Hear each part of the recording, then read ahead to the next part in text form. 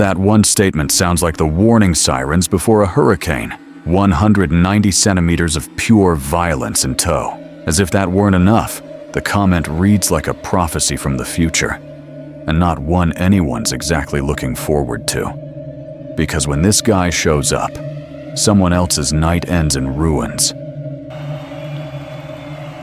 Chimaev taking his time, maybe trying to get an elbow home right on the ear he lands. He tapped! Still undefeated! And likely coming to a title fight near you! That happened, I picked up the phone and I called the truck and they're like, yeah, his jaw popped. And here we're not talking about metaphorical destruction, but medical damage you normally only find in accident reports. His jaw didn't give in. It surrendered. Voluntarily. Just quit. And while everyone around him is still processing what just happened, Chimaev stands there, dangerously calm. No big show, no effects. This man doesn't speak loudly. His fights scream for him. When you fight, it's always first round, you just try and kill them, right? And I love it. That sums up Khamzat better than any statistic ever could. Other fighters feel out their opponent, read them, calculate risks. Chimaev storms in like someone hit pause on their favorite series mid-episode. Pure first-round explosion. No method acting. Real violence. Bro, it's an exciting moment in UFC as well. The one that just happened. Chimaev. Bro, he's terrifying. He does it to everybody. Everybody he gets a hold of, he just ragdolls. Even like really elite wrestlers. It's very extraordinary. His talent is undeniable. And that's not an exaggeration. That's an observation. The sport has seen monsters, but few that make even the other monsters nervous. Khamzat brings a different sound to the arena. Not music, but danger. Because while others talk about tough gym times, Chechnya is totally different when you grow up in the war. This guy comes from a reality where hard is not a training session but a way of life. War doesn't create athletic talent. It grinds survivors into something else. He was in the school and he had the good life. He had the bread, but we didn't have that. While other kids swapped sandwiches at recess, he fought for basic needs. There was no cushion, no safety net, only forward gear. Hunger was the coach. Survival was the workout plan. The Khamzat's skill is so high level, it makes me wonder. It's like some guys, like you see it in jiu-jitsu. There's some guys that look really good until they fight somebody who's really, really good. And then they get manhandled. You know, it's like everybody looks good until they face Gordon Ryan. Like Gordon Ryan can do that to anybody. Like, is Khamzat at that level? Well, it kind of appears that he is. And then that question appears, now like a warning sign. Is Chimaev one of those guys? One who makes everything look normal until someone stands opposite him and physically realizes they're in the wrong league? The answer is slowly revealing itself, like a shadow before a knockout. He's not just good. He's not just dominant. He's the kind of fighter people later say, we didn't understand what was coming until it came. Khamzat, understand, you're better than everybody. So just don't hurt people. The chances are good. The guy wants to fight again. It took him 17 seconds. He didn't really have a lot of time to train. We flew him in here. It's been crazy since that kid's been here. He was training out in a parking lot, and he's a fascinating human being. And yes, if I can turn him around in Fight Island, I will. This is the moment a coach is supposed to calm things down, and yet even he seems unsure if that's still possible. Other prospects need to be built up. Chimaev had to be more restrained, so he wouldn't accidentally erase whole rosters. 17 seconds, not 17 minutes. Not a solid first-round win. No, 17 seconds of brutal fact correction. Other fighters are still walking to the ring in that time. Khamzat has already reshuffled careers. While some athletes insist on high-tech camps, Chimaev was the guy training in the asphalt dojo. No Octagon? No problem. Ground is ground. Violence works everywhere. The fights that I've had, you've had guys that'll be like, yeah, I'm going to turn around. I want to turn around fast, and let me see how I feel tomorrow. Let me talk to my team. Let me do this. Let me do that. This guy's like, I want to fight again here on Fight Island. I was like, really? So you want to fight again while we're here? And he's like, yeah. So I turned him around. I called everybody and said, I'm going to do it. We're going to turn this kid around. And that was the moment UFC realized they hadn't signed a normal fighter. They had contracted an event. Others demand contract negotiations, more prep, better conditions. Chimaev was like, fight again? Today? Here? No sleep. Bet? The hype wasn't constructed. It was bulldozed, collected, and carried full speed ahead, like a train with no brakes that doesn't derail because the tracks are too scared to object. UFC thought they were getting a new face. In truth, they hired a natural disaster. And I believe I'm going to get a win, but the hype will be over on Saturday. What do you think about that, Khamzat? I kick your ass and his ass together. Come in the cage. Gilbert didn't come to be a chapter. He came to end the whole story. No restraint, no polite small talk. To him, Khamzat wasn't a myth. He was a headline to be erased. And Chimaev, he didn't even need an insult, just an address. He doesn't write checks, he cashes them at the same time, with interest and side effects. He said, oh, he's mad. Oh, fuck your ass. Hit the table. The fuck. See you Saturday, buddy. I can see you every minute. Come on backstage, smash your pen. That wasn't trash talk. That was a calendar confirmation. Others promote fights. Khamzat issues verbal warnings. Short, direct, no embellishment. A line like a kick through a steel door. We shall see. I think I'm going to get a finish with this guy, but I don't know. He's very tough, so I'm kind of respecting that. But I do believe the way we both fight, I'm going to get a finish. And even though that level of confidence was already absurd, there was something new in it. A hint of respect.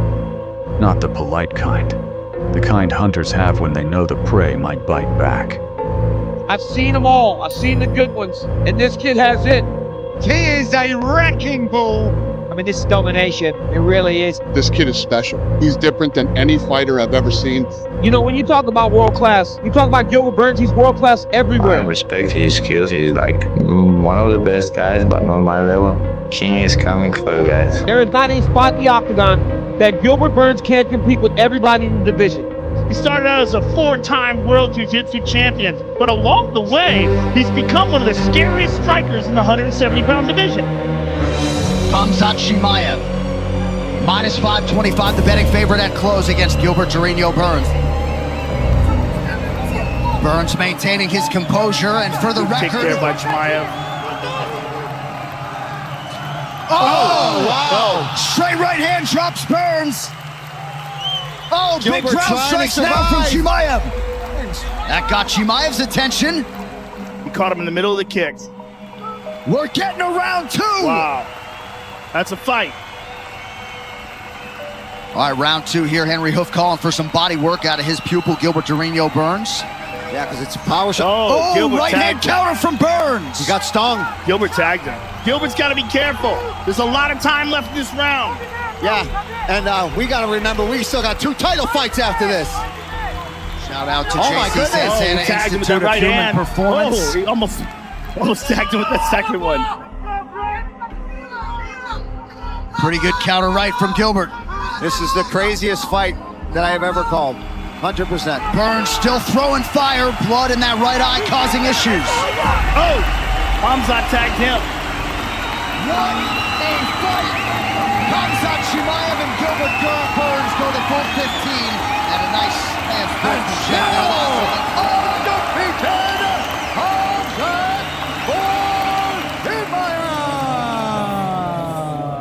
Not 17 seconds. Not one-way destruction. Number: 15 minutes. 3 rounds. 2 men. 1 reality. Chimaev can do more than steamroll. He can survive, adapt, strike, breathe, keep going, and still win.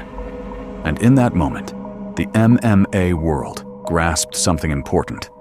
He is not just the hype, he is the proof that the hype was understated. But just he said that he's gonna slap me. I have to show him how Chechen slap, you know, like this, you know? No, not good, not good. For Khamzat, that wasn't an insult. That was an invitation.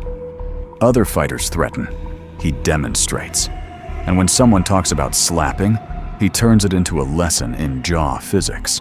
I don't even know what to call it. However many years, 22 years, however long I've been doing this, we've never had an incident like today. It just all hell broke loose out here. As bummed out as everybody is, this is the right move. This needed to be canceled. When even Dana, spinning elbow and press conference white, runs out of words, you know, a level of chaos has been reached that has no name. Backstage was no longer heated. It was category, ammunition required. The Diaz vibe, the Chimaev instinct, the energy of a planned earthquake. And boom, everything explodes. No face-off, no stare-down, a mob event with a fight contract. But then, the fight is canceled. UFC emergency protocol activated. Replacement opponent rolled in. Kevin Holland. Barricade. It's back-to-back Timex in front of the top for UFC. Timex watches the finger licking and keep on ticking since 1854. Hey, that was a fast takedown. Incredible. I hope my kids take people down that fast. He shot as quick as any shot I've seen in a long time. But Kevin Holland. Furious start to this one as expected. A lot of wrestling. Tremendous amount of energy. Look at this darts attempt. Yeah, watch the darts off this. He might tap. It looks like his right hand was perfect. Others would have preached positivity, lessons, growth. After all that chaos. Chimaev? He offered quiet minutes for his opponent. Did you say you want to fight me out? You want to fight me? No, I said, do you said anything? I want to fight you. You want to fight me? I want to fuck you up right now. Okay. Yes, come on, Let's calm go. down. Let me hear. Come on. Name. I want to fuck you up now. Pussy, bro. You're Brazilian pussy. Yeah. Yaba. What's happening? You are go away. What's happening? What's happening? Hey, what happened? What's happening Israel? What's happening with Israel? This wasn't typical pre-fight banter. Wasn't even trash talk. It was a verbal trial by fire, where both had already set the Octagon ablaze in their heads. Costa didn't come for mind games. He came to solve a problem with fists. And Chimaev? He greets problems like old friends. Then, bam, an unexpected twist. Infection, cancellation, Costa out. Many fighters at that point would have said, pray for a quick recovery, health comes first. Chimaev thought more like, okay, who's next? And then steps onto the stage, the real fear opponent of many careers. Time and everyone's saying, this is the boogeyman, this is the boogeyman. I'm like, wait, do you guys realize I'm still fucking here? I'm the boogeyman. I've always been the boogeyman. Always, and I still am the boogeyman. This is a man who hasn't just seen the word champion, he's lived inside it. And yet the atmosphere suddenly became, boogeyman, okay, but the wolf is hungry tonight. Khamzat didn't flinch. No brow furrow, no deep breath, no tip of the hat respect. When other fighters face Usman, they bring strategy, footnotes, game plans, backups, and psychological support. Chimaev looked at him like, nice title, now hand it over. Because in this man's head there is no distinction between legend, ranking, aura, or reputation. There are only two categories. 1, can I grab it? 2, then I can break it. And Usman was standing within reach. And he was. From the first second to the last second. I'm ready to swing and throw and fight takedowns for 25 minutes. And I'll go as hard as he wants and push it further. I'm solely looking to be the hunter in this fight. If anyone in this division embodied real confidence, it was Robert the Reaper Whittaker. No hype, no show. The guy didn't just believe he'd win. Two decidedly different visuals in the corners. Robert Whittaker, intensity personified. Ikram Aliskerov sharing a laugh with his cornerman a moment ago. Aliskerov so far 2 knockouts in the UFC, but As we know, he can grapple as well. Where he is right now, but he's in there now tonight with a guy that's been to the top of the sport. There it is. Huge connection by Whitaker. Follows it up with a jab now. Head kick, sits him down for a second. Oh! An uppercut from Whitaker, and that'll do it. How about the Reaper? Robert Whitaker with a monumental statement in reality. And I'm going to beat him across the board. The idea isn't to win if I get this sort of scenario. No, it's to beat him everywhere. I'm going to knock him out. You're going to knock him out. The idea is to get in there and put it on him. Whitaker believed it. And you can't even be mad at him. You have to think that way if you're stepping into the cage opposite a force of nature. But then came the realization many before him had. Courage is strong. Preparation is strong. Talent is strong. But this wolf eats concepts for breakfast. Oh, he's got to be careful not to get flattened out. Whitaker was submitted one time pre-UFC at welterweight 13 years ago back in 2011. Never at 85.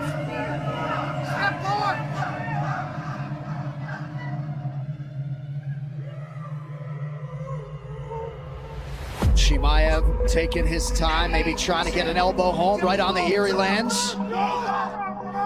Oh, he tapped! Still undefeated and likely coming to a title fight near you. Khamzat Chimaev, is that good? Is that how strong that grip is? I have no idea. He tapped fast. I did work for that, so I had a game plan. Just take him down, finish the guy. So, but we can. He's not surprised. I take on whoever I want. So, yeah, that's it. No speech, no psychological breakdown, no mind maps on a whiteboard. Just 4 words in Chimaev speak: grab, control, break, win. While other fighters chase legacy, give interviews, or peddle narratives, this man lives by one simple principle. If he's breathing, he isn't fully worked over yet. Now he stands there, no longer chasing the goal, but sitting on the throne. Everyone else is still running toward. No shock, no shaking.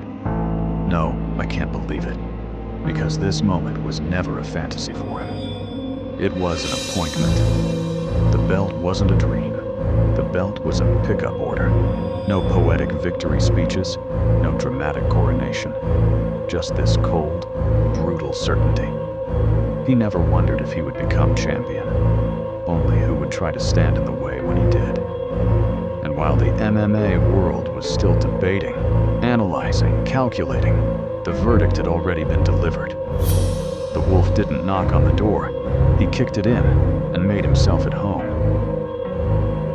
How the belt was won, how the moment actually looked when it all became real, we broke that down step by step in our other video.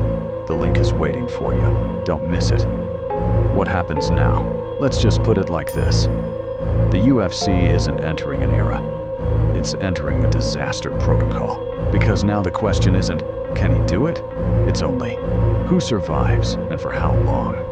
And if you want to know who falls, who stays, and who gets fed to this machine next, you already know the drill. Like, subscribe, follow, because the next chapter, dirtier, louder, wilder, and you definitely don't want to be the one who looks back and says, damn, I missed it.